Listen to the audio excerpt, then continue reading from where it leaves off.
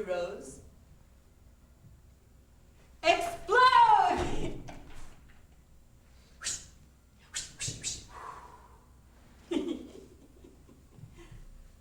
Oh, well, maybe I should explain. See, a couple of months ago, I met this guy. And I knew right away it was the real thing. I could tell by the way he touched me here. And he said, "Your shirt is so..." And yeah, he kissed me. And I knew it was for real. I could see it. Us, together, walking, talking. Late night dinners, candles, the ring, white dress, our home, even the children. I was floating. But then, he didn't call me again. I sat by the telephone all week and he didn't call. Well, no, not right by the phone. I know if you sit right by the phone, it doesn't ring. So I sat across the room. And I only let myself look at it once in the hour. It's true, I was supposed to go to work. But with this on my mind, I couldn't concentrate. And in my job, that would be dangerous. So I stayed home. Finally, I wrote him a letter. And I told him what a unique and special person he was, and how spiritually connected I knew we were, and how I could see us walking hand in hand into the sunset together. He wrote back. He sent me the "You're a nice person. Have a nice life" letter. So I wrote once more.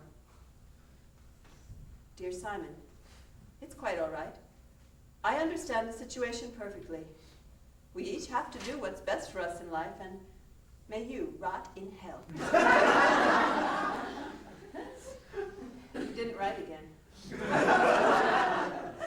Maybe if this had been the first time, I wouldn't have felt so bad. But this was the second time. The second time in 3 weeks that I met someone. I knew it was absolutely 100% for real, and well, I guess they didn't see it that way. I don't understand these guys. I mean, I really don't. You meet someone. You know it's for real. They act like it's for real.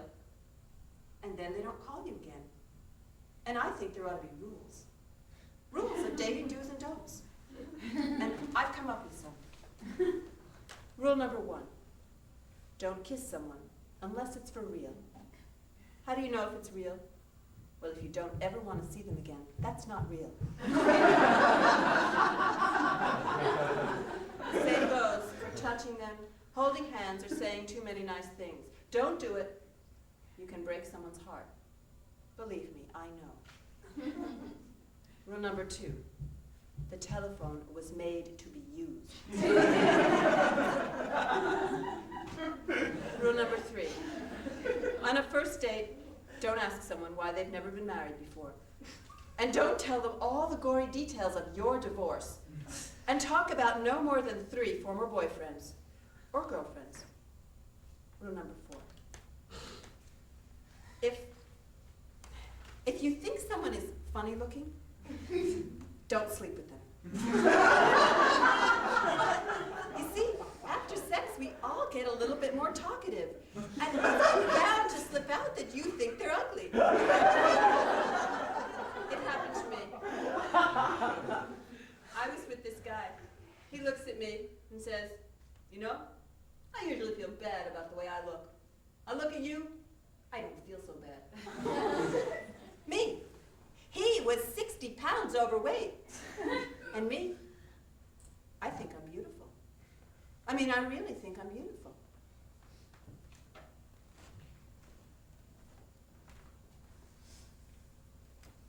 Anyway, it was after Simon that I started in with the Roses. You see, I was taking this meditation class at the time, and we were learning all about the chakras. First chakra, oh no. Teacher says you should never touch your first chakra. It's too easily overstimulated. Oh, sorry. Third chakra. Second, third, fourth, fifth, sixth, seventh. That week we were doing spring cleaning. You just go down the line and see where your garbage is. 7, okay. 6, okay. 5, okay. 4. Now number 4 is the heart chakra. And I figured, well, what with all the heartache I'd been having, there'd have to be stuff there. But it was clear. 3, that's the guts.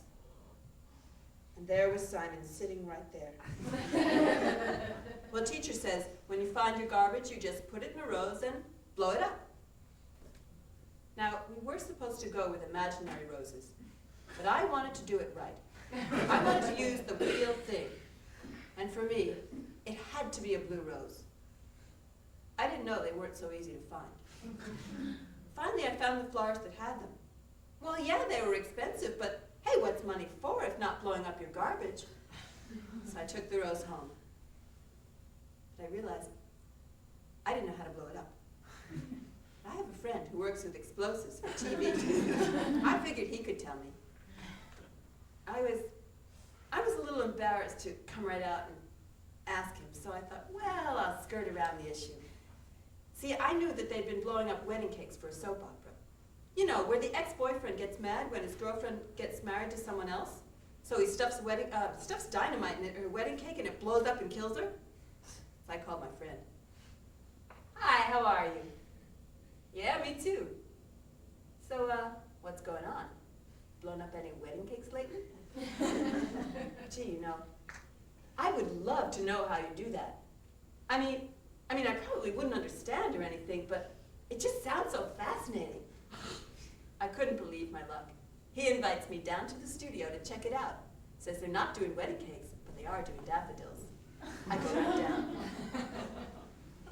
Uh-huh. So first you attach the dynamite to the flower. Dynamite to the flower. Uh-huh. Then you attach the detonator to the dynamite. Detonator, dynamite. Dynamite to flower, detonator, dynamite. Uh-huh. And then you attach the wire to the detonator. Dynamite to flower, detonator, dynamite, wire to the detonator. And then you attach the wire to control. That's all. It's just dynamite to flower, detonator, dynamite, wire to the detonator, wire to control. Hey, that's great. Do you think that would work with any flower or just daffodils? It would? So I raced out, got everything I needed, ran home and got down to business. And I took old Simon. Now look, I am not stupid. I did not use the person Simon. I know you can get arrested for stuff like that. Besides, it wasn't the person Simon that was bothering me. It was the Simon in my guts. So I took old Gut Simon, put him in a rose, gone. And it felt good. In fact, I said, hey, why not do this with all of them? Ron, Mark, Evan, Charles, not Vincent. Vincent was crazy, and I was glad when he left. But the rest of them, all in real blue roses. And then, I blew up the lot of them. Then I ground their ashes into the floor and cleaned with ammonia. And just to be sure, I went through the whole house with ammonia. Living room, dining room, kitchen, bedroom. And then I burnt sage. And they were gone. No more Evan, Mark, Simon. And I realized I did not want to go through this again. It is just too painful. And I would say it's been happening an average of twice a month for the last 5 years. Twice a month. That's more often than your period. And more painful. And I hate cramps. So I said, that's it. No more. I will not talk to anyone. I will not look at anyone. If anyone looks at me, I will look away. If anyone talks to me, I will pay no attention. No more, no more, no more. It's true. I did start to miss that feeling of having someone special in your life to think about. To be honest, I didn't miss relationships. Relationships are messy. I hate all those arguments 2 months down the road. What I missed was that wonderful glow you get when you just met someone new. Forget relationships. I'll take anticipation any day. And that is when William happened. William is this incredibly tall, sweet, gentle, caring guy. I would get tingly all over whenever I thought about him. And he doesn't exist. That's right, he's imaginary. I made him up. And for 2 weeks, it was wonderful. Then it wasn't new anymore. So I ditched him. I just put him in a rose and said, oh, imaginary roses were great with imaginary boyfriends. I said, blue rose, explode. Then for 2 weeks there was Carl. Then Jim. I just blew up Clifford. And I'm meeting Danny for the first time tonight. And I